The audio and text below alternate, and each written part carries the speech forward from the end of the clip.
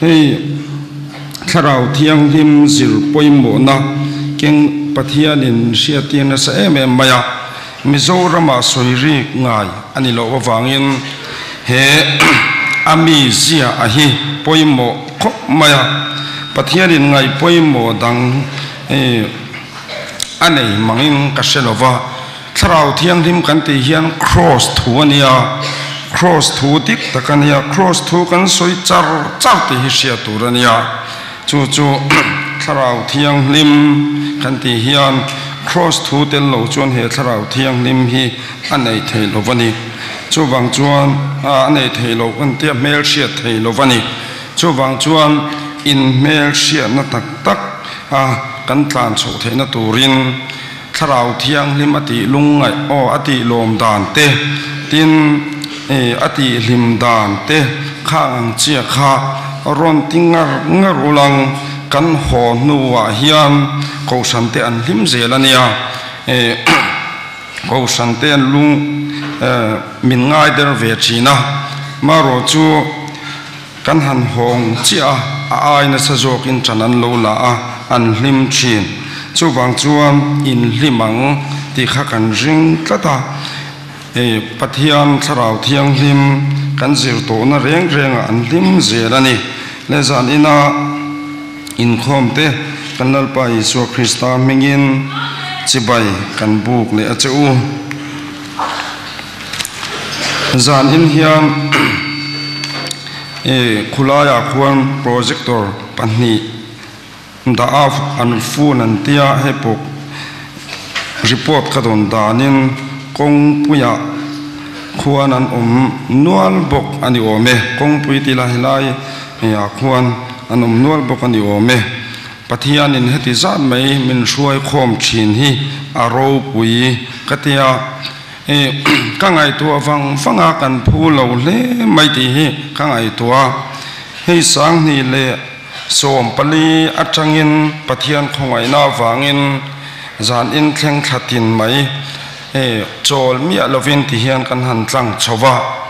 chol lovin kan kal chho ve zela ko san sanga pathian e nami te hip khom china kan thlen to na sim hian crusade kan nei chok po ni ang silang trong uan thulawa pathian mal somna kan dong na sa kan ko san in khoma chuna tam ber zana ni ti zelin kan chua sana chu aro pui kan ti chin lai po ania chapo thei hi chu kan om mia lova pathian na tho ni lo se chuan engma ke nia mu tur om lo trong kama zunga trong kam thiam lo ber mai kan ni zuya tin mi te tilom thiam lo em kha kan ni boxia chu wang chuan kangai tua china heti khopa pathian ni na ami te a hi khom na chan chu tharau thiang lim khani hei kan drama enga tinge o katia thik na sa tak mai hi achuak na sa em maya in thik na lirin kan khatamon chu ti turania maro chu kan zawai chu ni haulova tlem zok hi kan ni atlem te hian atam acha zok hi anti ming che fo china chu wang chuan tlem azong hian thik na hin au chua pui china a ha thak lai takania in thik na to lo na mun van ram hi ka ngai chin chu khilaya khian chon tu ma kan in thik to don lova tu ma kan in soi che don to lova anni te ne na van ram kal vek mai ka du to ni chumi chuni ka ril ro lian em mai ni hei kanui te po sa don na tun chawa min bei tu an tam ve khop maya WhatsApp lamte FB lamte kan thira na sakho mai chia maya kha ke po karil ru chuanim ati ra chuan kan na ve don che pa ma se chuta karil ru lian taber chu heng mi te hilali suan amangaya ke po min mangaya chu wang chuan lali suam mingin ka mangaya ni ti sil hi ni chu ber mai chuani chu wang chuan tu ma ka to pathian khongai na wangin do let ve tur zong in ril ru kha om lo sam selangin James hian a do let vengem le lo ti mia su lali su Krista ena a do let don lo ti tok mai ro chu kan ril ruwa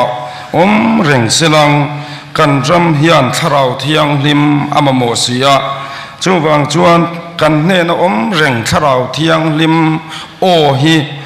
pathian o kan soi fo china hi hemia hi chep chop ni ilang chuan hetiang hi om lowang chu wang chuan tu ma soi cheve lo turin lali suwa kha kan en tlat donia lali suwa Krista kha thei pato pin kan enanga thei pato pin lali suwa kan awanga lali suwa ming soi nem turani lali suwa hi kantan thisen thiang him min sil fai tu ania chu kan shreng turani tin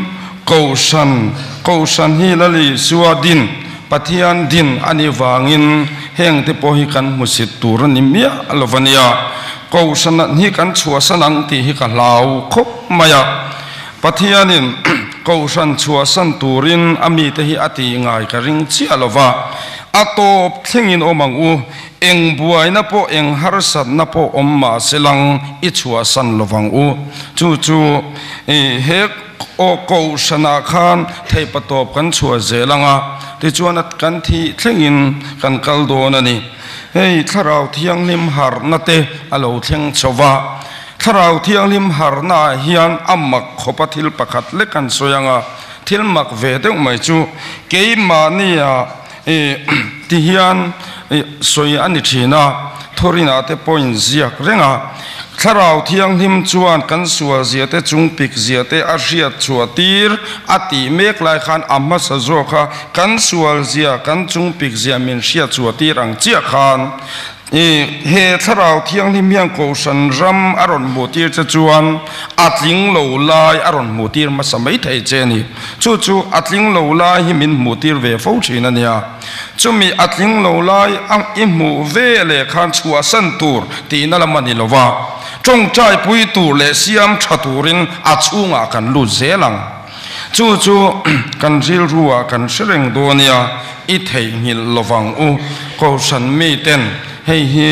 kan pho turani tin kausan hi chung kolian tak kan nia heta hiam mitling lo te mi fel lo te om khom kan ni chuwang chuan khang mi te kan in dom kang zelanga a fel lo deu ten lo omanga mau mun hi sia jeng turania mau mun chu ral khata tangin kan han en wanga ti chuan khulai mau mun khu a thale mai a kan tia ti chuan kan zuk lu chiang khoinge i zuk la teng o kan tia kan zuk lu chianga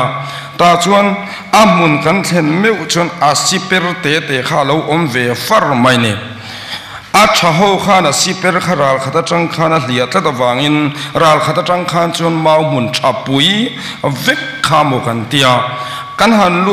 han lu chila siper te lo oma khatiang chia kha kausan ni nani kausan hi chung kwa kan lia wangin asiper to khan lo om ve anga sip o asisep te kha mi pui tling te wan omanga tling lo de wan omanga tin mithin ram te wan omanga mithin nel de wan omanga khatiang kha kan in dom chua ko vekanga van khopuya in to khom kan hak el turani chu kausan thil tumani chu wang chung kausan kha kan shereng donia tha tham mia lawang u naktu hun hakan top zan ani to don sia chu wang chuan kausan tha tham lo ze turin kanin so mani le pathian thu thiang lim chiarang chanchin tha mathai ziak bung som ni le paria changin chang sari zovin pathian thu thiang lim chiadonia chanchin tha mathaya bung som ni paria chang nga changin chang sari zovin pathian thu thiang hlim kan chiaranga ti chuan ranin chu karil ruwa tlat maya kan ti ma darin min ron ho theya lom khop maya kan ti ma dar tung trai turin kan som donia pilal sang o sang khumi ani tung trai turin lo in ring selangin kan som donia pathian thu thiang hlim chiarang tin van ti ko chon mei chia te chu bia a ne na nang ni chon lau su i suwa an khen be kha in zong ti ka sia e heta to lo ve asoi ang nge in athole to kha amon na mun hi ron ente ma u tin kal thoi ula zirtir te ne na mithi jing ta athole ta ani ngai te u galili rama in ma akale chuta chuan ama chu in mu ang ti in shil ro ngai te u ka shil to che u hi atia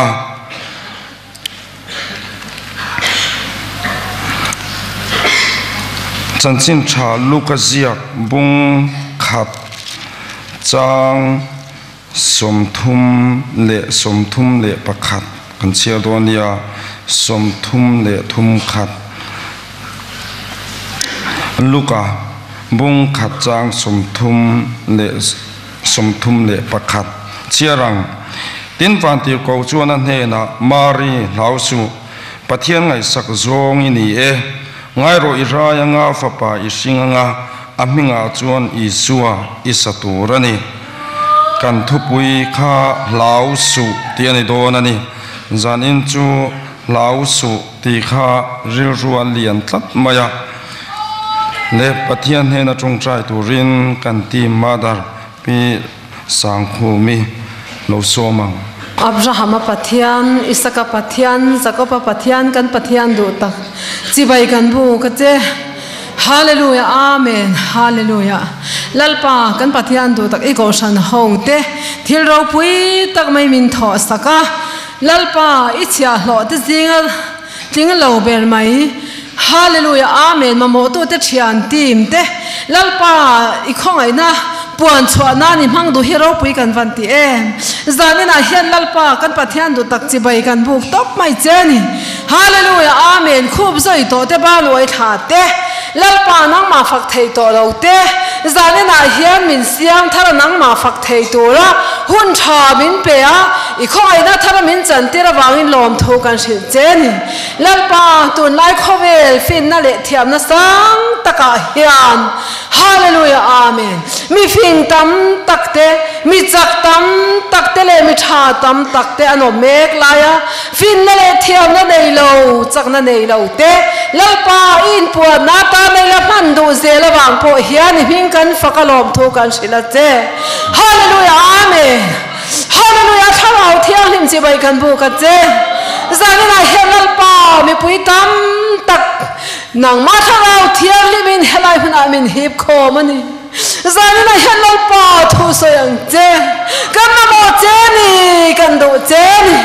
lalpa speaker kan tang het nang man thu soi la hallelujah amen lalpa kan pathian do tak min mai to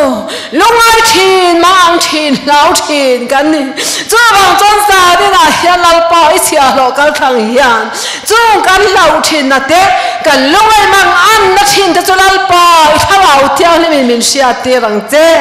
zani na I biak po kai soi khom te zong zong kan lam ai kan holam te nang ma thawau tiang nim pol thar na le kai soi na lok na pakhat tar kan nei theu theina turin mai min som sakla zani kan nim khom abola tanga top thlenga min kai soi turin min mai tu du tak kan la li so Krista thaule mingin kan di la che amen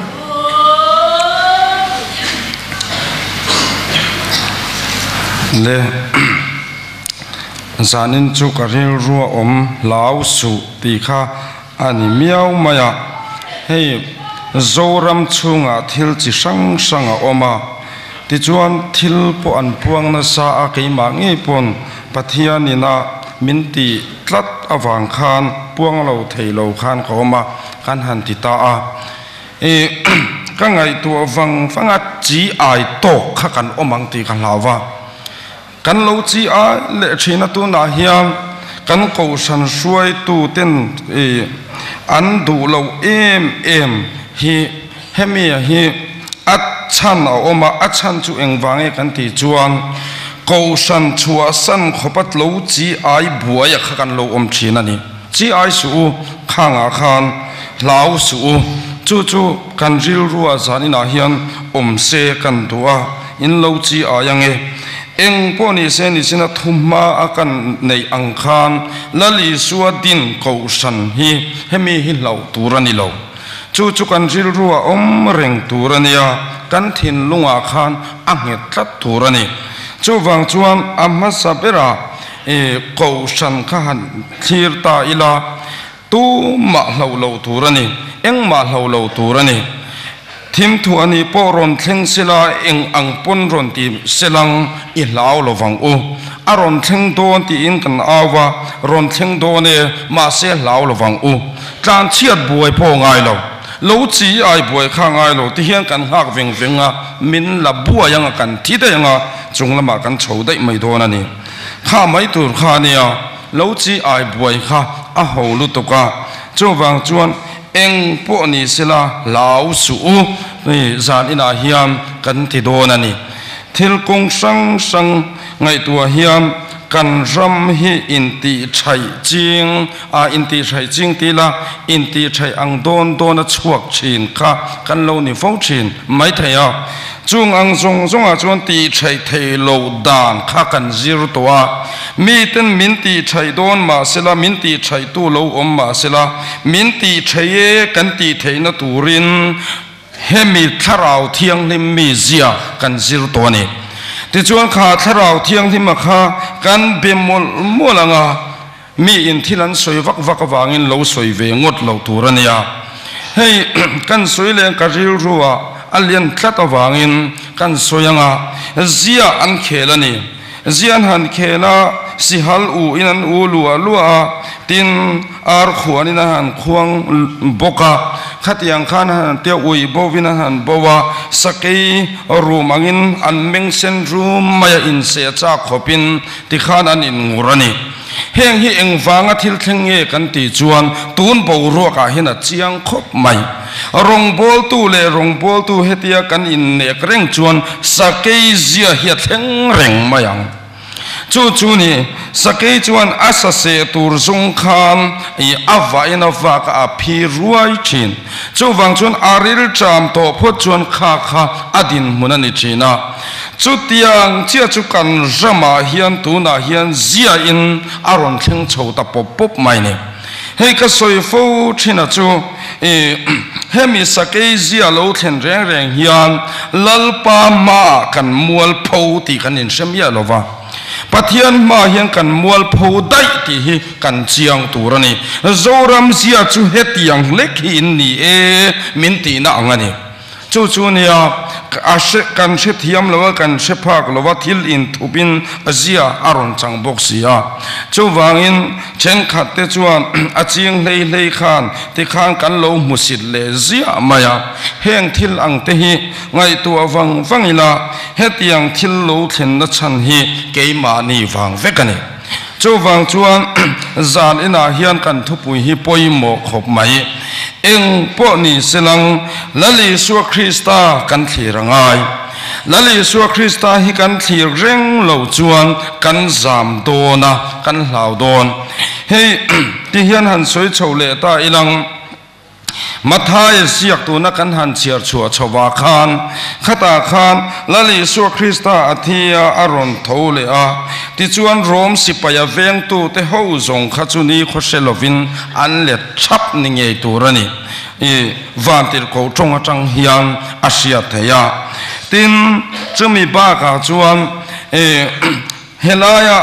abula lo omve mei chia te ne na khan anni khachu ti khan lau tak chung si khanan oma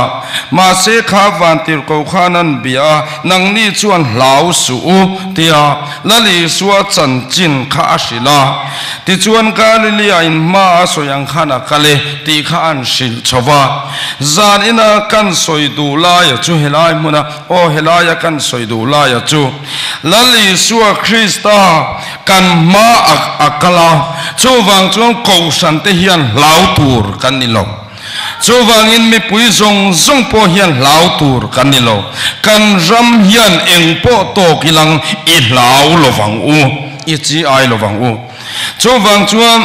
zanina hian ngai to wang wang ilang lali suwa Krista in ngata piang te chu an chi ai ngai lo ke lali suan ti hian a suya ke chatuan lungpui ti in a in soi chin chatuan lungpui chumi chu ziak dang aron soi zel na phe chuan chatuan lungpui nge ta ka ding hun dang sung chu chiao du pani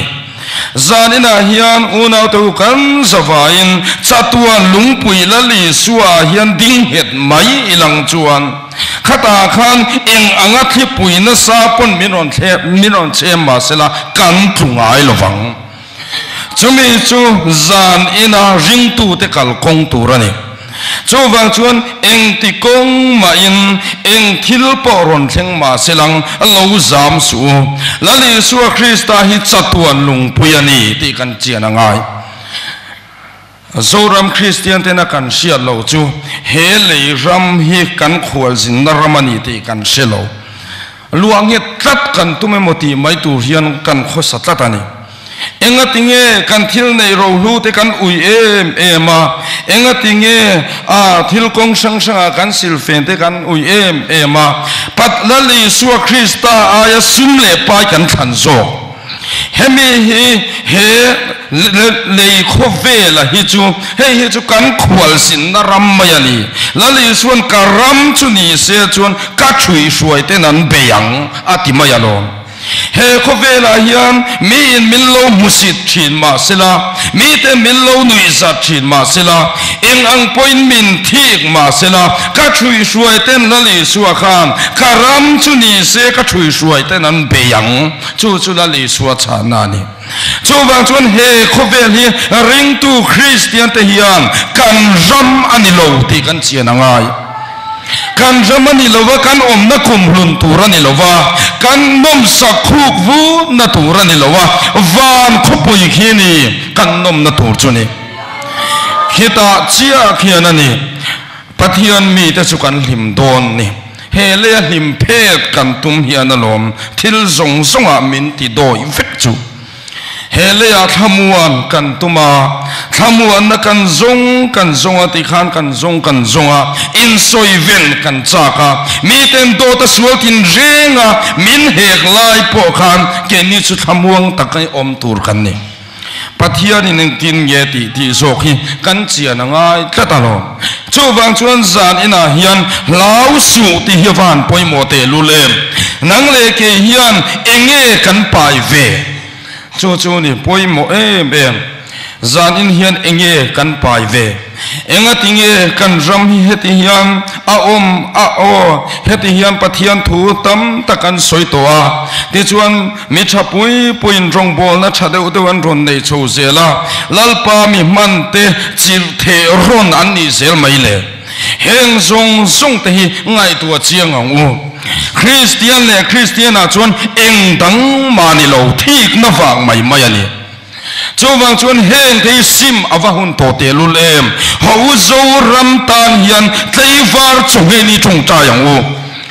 tleivar chunge hian pathian khongai na wangin ka chung chai china ni somli te zan somnga te ka chung chai china ni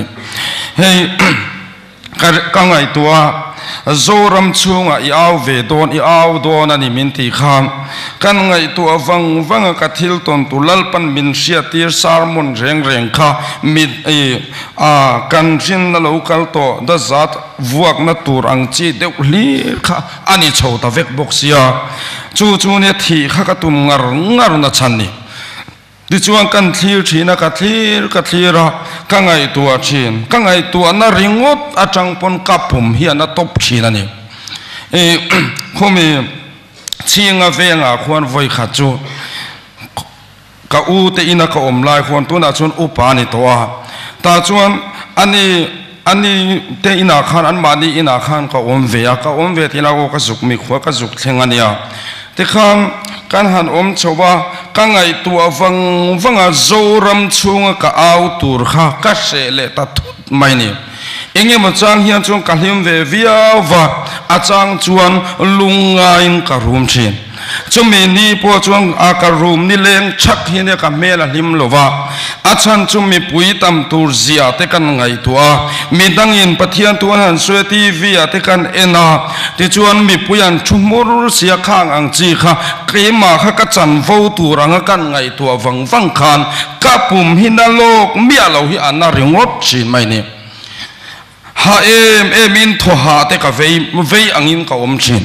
chu tiang khok chuan se in ka chho zela ma se lal pan min han choka enge mo chang chuan lal pan na min chok chan chuan thamuang takin min ti veng huai china voi kha chu ti hian tu zan in chu ka ngai tua ka ngai tua chua ka ni china mi khulai chinga venga ka om dang kha kan soilok nge chu mi zana ka chong chai na chu rap tha khian ti lu tu ka chong chai dan khania lalpa tu na hian ka pum hi anna a kanun na hi lala sim huna min daro zorama ai chuan ka thang zo ke katia ta chuan kanu le kapaten oma tin ka utenu pa kha anum boka ta chuan an chap homa se om takani ngai dam dil turin min nor ngara to pa ngai dam kadila kapum na kha areta ti chuan khati khan ka om china khati khan se om ti main achan chu zoram hi ka ngai tua chong kaman thiam si akatia chong kaman thiam si a ka chong sual pakhat lek po an lavonga dikulo takin an ti chuak zel don ti kha khatiang zong kha ka ngai tua khan sem hun kal ka thang zo kani te chuan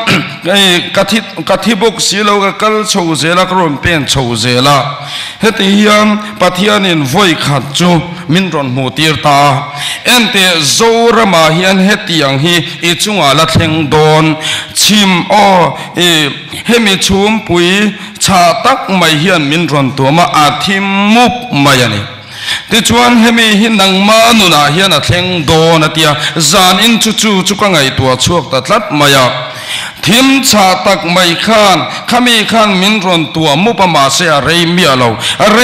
te ati kian ani le ang ama chakna in chu lalpan min ron silene chowang chuan zan ina hian thim cha po in chum thim cha po in lalpan tikhan min han mutira min han tuam ta chuta min han tuam lai po chuan ani chuan reilo te ani ang lau su tin min silani chowang chuan eng ang poin chung kwa thim cha in min lo tuam chin ma sela kholaya tu te poi min lo vom chin ma sela ani lo pon kan rong bol pui te min lo vom chin ma sela tu mai dem ve lo wang o pathian thu dik chia yau chua puyang o he kan lali su krista thu dik ya hi hemi hi au chua pui mai turani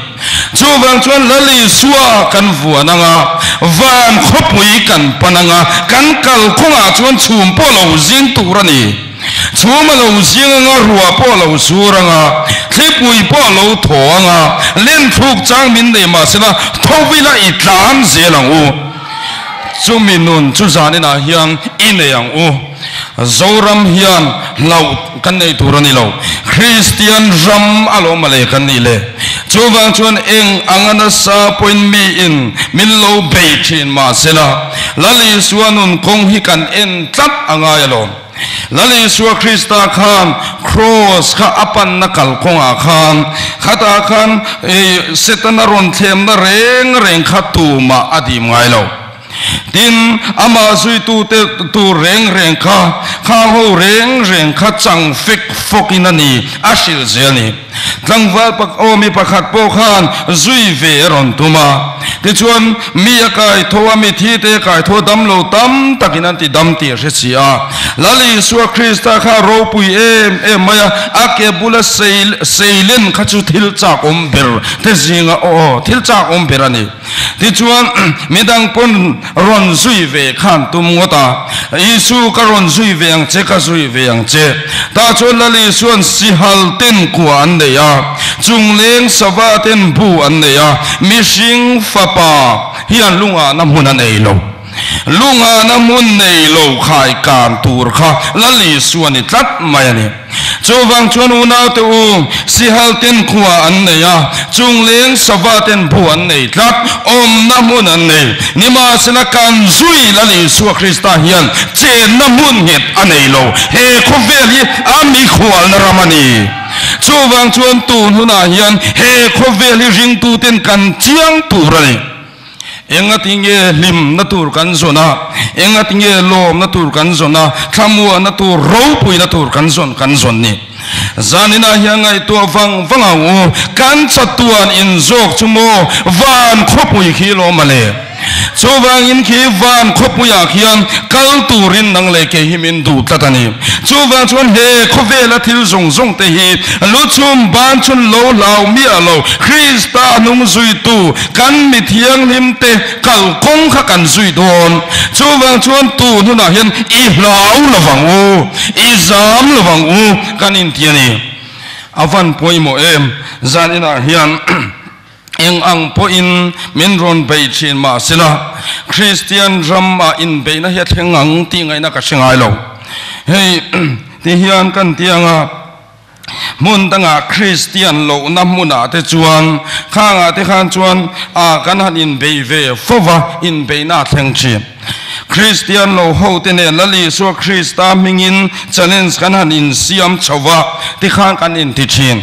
he kan ram chunga hian hetiang ang ema in be na hi athleng ang ti hi ka ring phalo nima sila kan ton zonga engtin ye kan pathian thu chuan ati I lo mang u ati mai ni lom chungin lal parong bolula lasa chungin ama chu ati I choi mo yang u pathian hi lali suwa krista hi lom chungin kan zui lo chuan khi kan pathian o khi kan singai lovang engwangin nge pathian o asia thailo anti zoram himo ani na taka chuan atha che zong hian pathian thu kan la zelang ti hi awalom em tuna po hian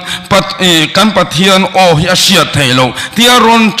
changar te pon lo om mai theni chuwa chuan ngum takin ngai toilang he kan pathian hi ao kan sia lo chuan eng ting yeti kan lali su krista khan ka beram chuan ka on siang ona te o aberam a huang chunga mi kan ni chuan lali su o kan se tu rani chowang chuan lali su krista o hi kan se tu rani a selo ten eng ang pon min ron doi chin ma sela eng ang pon min ron bei chin ma sela I lau lovang o he kan drama hian thil mak taka thleng thil chi sang a thleng he kan ram chunga rong bol turu ala poni tin rong bol tu lo a poni Christian ram chunga hian thil mak taka thleng in beina mak tak mein soi chia ton na a thleng zel nima selamo lali su krista kha kan en turani lali su krista khan eng ma lau ve ngai lo azam ve ngai lo he kan chian ngai chatani cross an zui tangat kongan zo tangat ngat maya khatia cross an zo ngara khan khata khan pilatang e po khan chan chua tumin voi tam takan so mani kha tin chumi pialama hakha cross pumpel turin mi puilama changpo khan thai pato phan chua mai selang chuan ani khan ati thei don chiang lu tu rom sipai ho zong po kha he cross a hiamin kheng ben nia lovang ti se chuan he kan lali su Christai khen be the ani lo chowang chuan ama aya thil ti theilo chiao te kham lali su Christa kha an lapa an vua enge soi kan ti chuan beram amul me tu ma angoi jengangin anina ka anglo ona te u kha cross le ra au chuak te kha kapa an ni hingai dam ro an thil ti sual an selovani hi ona te u zanina hian mo min be tu hilo pung chin ma sila lau su lali su Krista kan avanga kapa ngai dam ro kan ti mai turani chuani Christian te kal kong chuni zanin hian ngun takin ngai toila lali su Krista nun kal konga chuan mi ten chilmin chakang mi ten ma eng ang poimin lo vomang mi ten eng ang poimin lo an khumang eng ang poin kan ming moi lo tak mai o kan ming amoi lo zongin an soyang chung zong zonga chuan mi thiang lim kal na kong hui kan zo ti kan se chiang turani mithiang lim kal na kong lui ka zo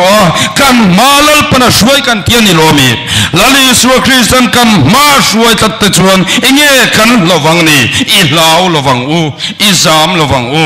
zanina hian kong tin renga zam the ni tolo kausan ho I zam lovang u lal chung kwa kan ni lal chung kwa kati om zia chu enge kan ti chuan khi kan van pathian khi lal berani leile van nani chumi chung kwa chu kan ni tatalom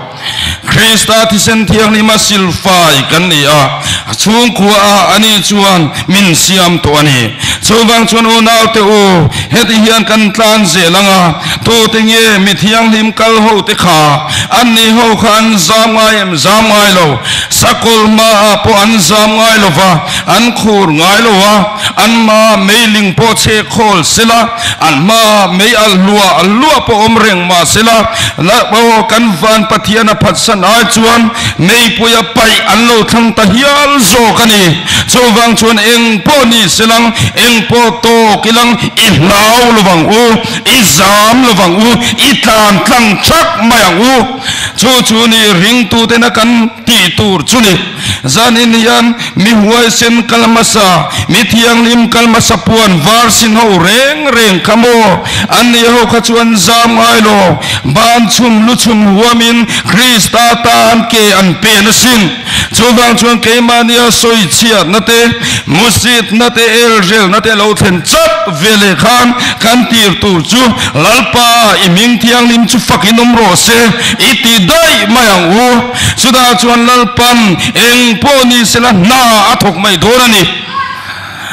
ton huna hian kan jing tonun kalkong kanin so nge angai to chuwang chung kan ram hi heti mai hian e tlatalom kan van no pangte hlom em tiro ring tu a hian puitlin avan lo har em han ngai tua chiang ve ma te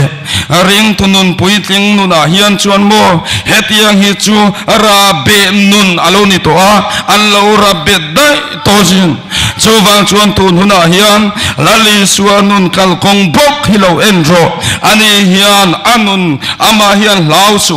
tilo ma sila he cross apan na kalkong anun sim hian lau su ati ringasin chuwang chuan thi na rap tha khapan ngat maya ani chuan eng manial reng lo te chuan a mishing siam tenan khoi ang khana omzela al cross puro on di poina pumia maini chu na li suwa Kristanun zia ani zo don lo ma se ani hian pa avan ti lung oi te lul em tiro pa lung oi na ti kim tur chon kha cross kha aputangai tlat alom male chuwang chuan una te u mi te min lo soi sel thin ma sila eng ang pun kan ma lo om thin ma sila khovel te lo in do bup ma sila ral tuam fam o ral tuam rap tak poron in hung rup ma sila I lau lo fang u ring tu kan ni a Krista kan nun thuru kan I tlatalom chuwang chuan Krista nun thuruk nei tu te chuan kan lau tur ani lo khami apo khan zamap lovin kan tlan tlang mai tur ani lau su zam su zanina hian zoram hian kan van mamote lulem lau lovang u kan lau chin tro kan khu chin ti chuan mi ten min ron be na po chan le kan cha kan ngai tu vak mai chin ani hi heng zong te hi ni china ka soi ang chia khan ani kha thin lunga om chin chuni van khopuya khian chuan mo tu manin hau to ngai lova tu manin thik to ngai lova tu ma ke ai na niam sang an ti to ngai lova mangai na khovel alo ni dai to a khi muna khian cheng ho toila ka ti chin chuwang chuan he ram hi chu kan mi khwal na mun ani onau to he kan ram o he khovela hian he lei hi kan ra chung yan chuan lali suwa krista thupuana in larang chia khan he thupe khi kan zum tatangai lom engtin ye ti khale thi thengin jinomin lo omro ti chuan nun nalal lukhum hi ka pe ang che onau to eng ang po soi chian na kara porin om avan ngai te lul em tiro setana po hian na satakin min ron pe ma sila ami sing te mangpon ron in ti chin ma sila mi thapui puini om angal lang te po kharon ti chin ma sila he setana hi aral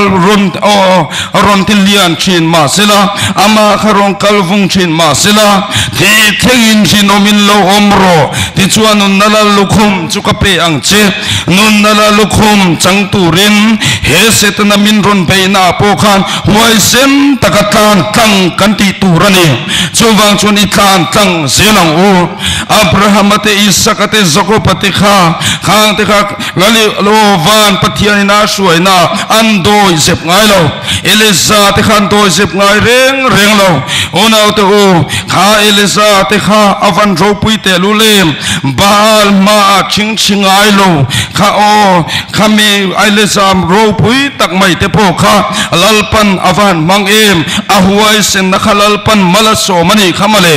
chuwang chuan baal ma mitam tak baal pui thiam horon suai khoma chuda po chuan ne na lalpana chantir mia mai ni kha wana changa me alina achan kha Eliza ani chuwang chuan unau tu lalpana du pot chuan hemila kata hi zanina po hiamin hum thei amin hum lo ani poin lalpatan karin omang ti tlat tu nuna hian thamua na oma lo na aom ngai lo chuwang chuan tu na hian itan zelang u in lau lovang u zorama ti sang thua leng kual to aron theng mai don nima sel lau su zam ek su lalpan thiro puimin ti sak don ani iti mayang u chu kan ti turani thi kan lau tat hi ni hei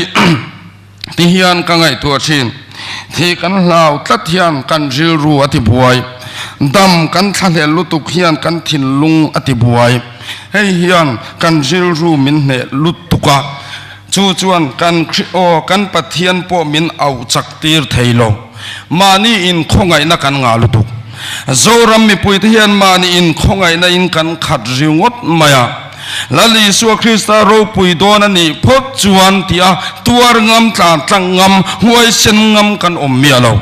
lali suwa Krista ro pui don kan pathian hi aro pui don ti chumi chu cái mania kan chan ngam tat turai lali suwa Krista ro pui don ani phot chuan ke hi chu kamual phawang tingam turin kan jil ru kan siam turani hemi hi karil ruwa omchin hei kan oi lokanga engti kumnge ni sang khat zakwa somko pako kum khan eng kasia ta khan sangngal hi pathianin zana kamulai thoro min tia engye kati don kha ka sesi lova kan tho chuaka khatia kan tho chu khalal pa engye kati don kan tia ani khanin thomno hatu ratur na kha ka dong lea thomno kanin hatuai thuaya ram nuai lama min suaita tak sa chen na mangin ti chuan ram nuaya min suai kha sangal thang ok na tak maya hian alo oma chu chung ngo ni khat vel ka kanin ka sia ti chuan atu tham khata ka chola tu khuwa wara ka kal lea chumi ka kal thenna chuan sangal kha thang ok kha lo oma chu chuan alo kol em maya kha sanghal kha lo la nung bok sia lo la chakro pui sia ti chuan pathian in min pia hi phel turin ka du che tuam dam ro atia ti chuan kha sanghal kol em mai kha e phel tur khan min du sia tuam dam turin min du sia engtin ye min ne lang o ti kha ka ngai to pathian ne na ka tong cha ya ti chuan lalpan van zai khan min zai tirani chutia van zaya min han kan zaya chu darkar ni borvel hi ka zaya ngai tha vung maya darkar ni ka zai khan khalal pana e ka ka thing lo tak mai amman na ri khan kha sanghal kha atuam vek ni hian ka sia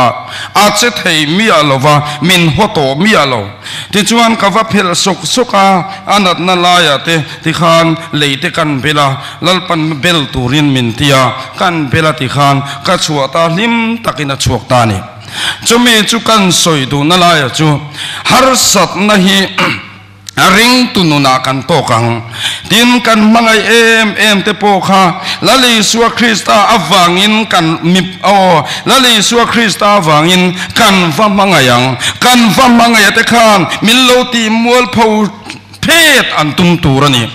al sangha o sangha kha sangal khan keima min se lumatum ang chia khan millo do le tatum ang chia khan khang mi te khalali su krista wanga kan mangaya ngai sia ma si an ni chu millo do le tani ti chuan millo do le chho zela kha sangal po kha min do le zela min do le zela ni ma sila to pa van za in lalpan min zai tira chu chuan atuam khong ta vek maya thuoi tak mai na om phata adam thei phata ni chowang chuan kan u nau tu te na mo kan jing tu pui tu te na mo mi min se na satan tum viau poin eng ang pon min ti mual phau tum ma sela van chung kan manga ti chuan khonga ina in lali su krista khonga ina o nem le zai dam kan manga chu manga ina chuan atuam dam mai do na ni chowang chuan o nau tu huna hian i lau lovang o lali su krista chung kam chua kan manga keimania kha krista mel eng alo eng chuak to nga kan chung kam chuak alo dam thap to nga chu vele chun an ni chu kha mangai na onem khana tuam dam do na ni pathian ming chu fakinom ro se chumi zo ka chu ring tu te na kan kal khong tu re zanina hian in lau lovang o eng mai zam lovang o engang pon na sa stokin he kan drama hian suwa na lo pung ma sila ring tu te su tan sial tur kan ni lalpan ram zau adua lalpan amitak te song me kan ni ho izon puyang o lalpa vila kan mi te chu kan u nau te chu lalpan min ron da khom sak mai do na ni chowang chuan zan ina hian un takin ngai tuang u kan u nau te eng ang pon kan ne na lo chi em ma sina a mangai na bia thu ka o lali su krista mangai na kha khamia khan ne na va soi chi ni lang ti chuan an ni kha min lo do re chal ma selang roi chung te poin na tak takin min lo vom ro se tin chumi pia lama kan rong bol pui te pon chuti khati po min lo ti ma se mangai na onem min kan tuam dam do na ni chu mangai na onem chu kan tuam damanga lalpan na aron thukanga almania khan mangai na lo thenganga avamak anti to mayang chowang chuan avamak he mi hian lali suawang min lo mangai takani chumi nun chuan nei hun an siat po huna chuan lali suane na leng thun ve mayang chumi chuni kan ha tur chuni zanina hian ka ngai tu thing he kan jam hian tharau thiang nim hi zir chep chop ni lang chuan o awahan duam don te lu le he tharau thiang nim mi zia hi se chep chop ni lang tu ma hi kan van in soimual phau du don lo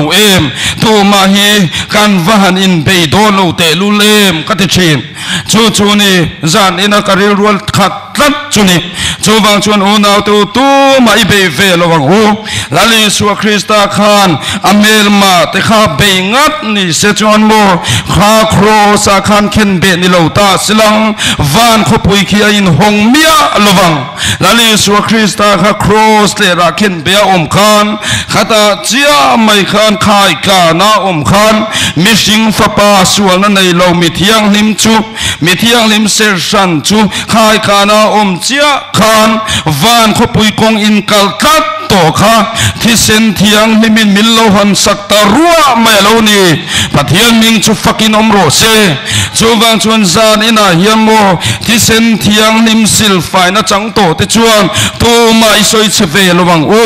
eng ang poin kan maral ron lian thin ma sila aral ho ron khatlat ma sila lalpan heng zong zong min ne sakang ti ring kadang u ne tu le ne zel turin ke pen chua kang u il lau lo wang u ti zani lalpa tu chua kani zani na hiamo lau su zam hek su lalpa male main chol mo yanga setana mual ati mual phomina om zat mayang hei hi kan ramina kan thlir tu ra chuni chowang chuan zani na hian lau lo wang u eng poni se kan chunga lo thenga pianga hian alom takin lalpa animo itizel mayang u kan ro thil kan lo soi sual palani pon lalpa ne na ngai dam kan dil se langa lalpan na min tho sak zelang chowangin mithiang him ho reng khamo thiam thuan soi ve to ngai lova lalpan min hu chuana to ke anti zat to mayani chowangin kha mei puya an pai lu dona te po khan khanga te po khan tania o sajagate misakate bin go te po kha lal ber ma a khan zam mel an pumia lo chowang chon u nau te u izam lo wang u eng angana sapon kan ma hian mual minron ti mual photum ma silang eng angana sapon minron beitum ma sila he cross pian zia hi a to pa chon cross book hiani u nau tu he cross hi he book hiani kan tin zone tur chuni he cross pian zia hian chuan mo mi fing te ti bo rani tlat to alom chowang chuan u nau tu mi tam tak te an kal khoma chung te chu aron ti khamale galatia khan mi tam tak te rong kal khoma chung te chu Krista cross melma te ni ti kashia tir to chokha tuna pom mit tui ta chung kashia tir le chohi chung te pathian chu an pumani an ro pui na pon mual pho na ni khovel thil ten du thi na te lo ring o rong pol tu ni reng chung si khan khovel thil ne na ham ko pho kha khang ho kha chon pathian thudik an du ngai lo wang chowang chon lalpa o an shiban shingai don bok hek lo nima sila kha cross khan mo khang mi zong kha ka mel ma zuk ti thata male chowang chon mitam takan in khoma kan han kal khoma nima sila cross chuang tu intimate te kha unau tu cross mel man lo ni reng mai nia male chowang chuan tun huna hian cross mel ma in siam reng suang che mi rel te mi soi chia te mi te ta na poi tur va soi te khangang chi zong kha iti ve ngai lo wang u Krista ien tlat mayang u lali suwa khan chutiang atingai lo wani he cross si kan em reng turani chowang chuan zanina hian ilau lo wang u kong tin zenga engang pon min ron bei chin ma sela lau su u tin thil tam taka po he zo ram hi min ron tuam ma sela engang po in mi ten min ron soi chin ma sela engang pon min ron vom chin ma se he zo ram po ruak hi lo dik lo ma sela zam su la lau hek su tlang chak mai ro ki van khopuya khian ithen ma lo chumo lali su Krista vuan tlat mai ro kha zoko pa po khan malmin so ma lo chuang ka tha lo wang che onau te o van khopuya kan lu ma lo chuan lalpa ka tha lo wang che ti tlat mayang o eng ma la lo vin Krista iwanang o van khopuya chon inti nat na to silo chowang chon ki van khopuya khian chuan mangai na khovel ani ka thleng chak to thin chuwang chuan zaina hiam mo tun huna tak po hiam heram chunga aw le zel ai chun thlen lan ka ngak lel kewan khopuya khian chuan tu ma kanin hoto lovanga tu ma kanin soi che to don lova tu ma kanin rel to mia lovanga tu ma in minron khoi to lovanga tu ma in kan poyan soi phak to lovanga tin chu lova mi zong zong ang khatin kan leng to anga puan varo pui kan sinanga lallu khom kan khumanga mangai na in kanin tuam do ani chu mun chu ni zanina hiang ka ngak le em chu ni ti chuan zanina hiang ka ngai tua zela heng mitam takina minrun vom na zong zong te ka ngai tua nima sidan anma ni kathiam lo mia lo zanina hian mo keimani pasal tha ni turin lalpan min du tatalom krista pasal tha ni turin min du tatalom chuwang chuan kan tora piang mai avalo mom em ti turin krista crossian min zirtir tatani eng poni sela heng mi tenen hian va imang o email ma te anmani ponaron mail ma ang chenga khang kan mail ma te minron mail ma te khang mi te ho zong zong tenen van khopuya khian leng hovilang ti chuan khi van khopuya khian lim top laulovin khosa hovila nuam zong zong nei hoila mangai na hlomin in tuam toila van chak om te lulem zanina hian kacha kani chu ni kachak ber chuni chuwang chuan onau te u ithil chak ber tur chumo nangma ngei tu te zong zong nangma ho tu te zong zong tenen van khopuya khian om toila o ti rengang che hei chia mai hian kan ne na om tharau thiang lim chu ako ngam zel donani chuwang chuan tun huna hian he thin lung hi iput thei pot chuan he tharau thiang lim hian anai zelang chenga ao asia tir mayang che chu ni chuwang chuan kan mel ma te o nangma mel ma te le nangma ho em tu te nangma ngei lua tu te khang zong zong ta na khan trong chai chinang che van khopuan lu ve thei nan van ram chunga lali suwa krista beram no khi kan fak ho za thei na turin khi muna khian thamuang taka kan chen thei nan mel ma ten ron lu vek thei nan min soi che thin tu te min engti kong po min hek sam tu tenen lim top lowa kan len hun tur ti in kan thlir tlatanga lali suan malmin som zel donani law lovin tlan tlangang u van khopui khi kan ta ani ring tu te ta mi rin om te ta ani mi soi sel ve ngai lo te ta ani chuwang chuan tu huna hian ngau ni ngai ve lo te he kho ve la thamwan na zong ve ngai lo te ta ani chuwang chuan onau te u zanina hian ngai tu ilang ti hian kan ti le tiang lal davida kha han ngai tu chiang ve ma te davida nun kal kong kha lal pan siak athi atiro nima sila alalal ho lo maya israel ram lal ber siak athi a ma sila lal ho lo te chuan lal sola kha lal tlat maya chuta lal da o davida chu tlan chi a lal solan tha tumina zong vut mai ni khamale tha tuma zong vut maya nima sila pu kong khara an bi ruk po in an lo mu thil lai po in davida chuna that du mia lovani kha asipai te ho zong po khan kapu khita khi mel ma chua peta cheni khi voi khat chia ka han vitanga nun le po ngai to lovang onau te u chutia nga ti ngat lai po in helal davida hian ama zunga tha tuma zong tu lal ber kha anun na zuk zuale tatamale kanun na hian thamwa na du lo zuk ti dayamale chuwang chuan onau te u keimani min ti hlum tuma min khoi chia tuma min be ron tu te piang te po hi annun na kan zuwa sak turani lali suwa krista kal kong ani thatalom thiam thu kan soi ve lovanga ti mual pho thei huna po kan ti mual pho turani lo lalpana huna api ve mayang acheve mai turani chuwang chuan huna tu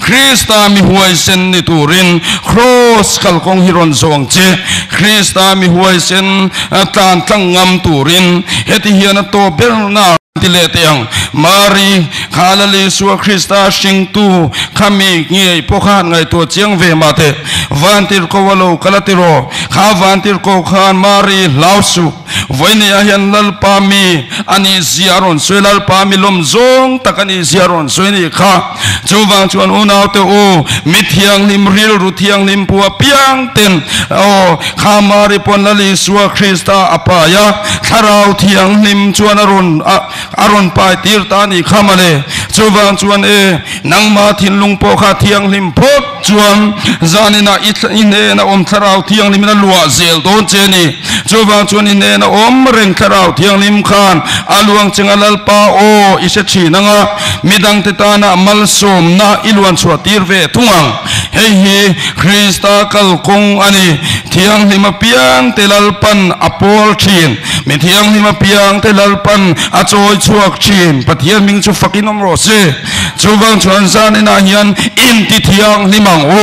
rel ro ti thiang limila ngai tuana ti thiang limila kan o ka chuak piang te lalpalum tlak ani theinan zanina hian atharin pathian khongai nakan chan theinan ril ru thinlung ngai tuana kha siam thar so sawang che khamikal khonga ikal na khan laumia suang che pen chuak zelang che ato pernata na lau suang che khoi muna po lau suang che eri rolo zam te wani po in lali suwa kha engtik lai maina sam ngai lo chuwang chuan ani chuang cross pan ngarani cross khai kan lali suwa kha sarua ka khai kan ani kha nangle ke hi sarua po in omma ilang lau tur kan ni lo zam tur kan ni lo kan thi thengin arin omakan omala lukhum kan khum theinan kong tin renga lau suang che jam suang che lalpan kan zawaya tan malmin som sakro se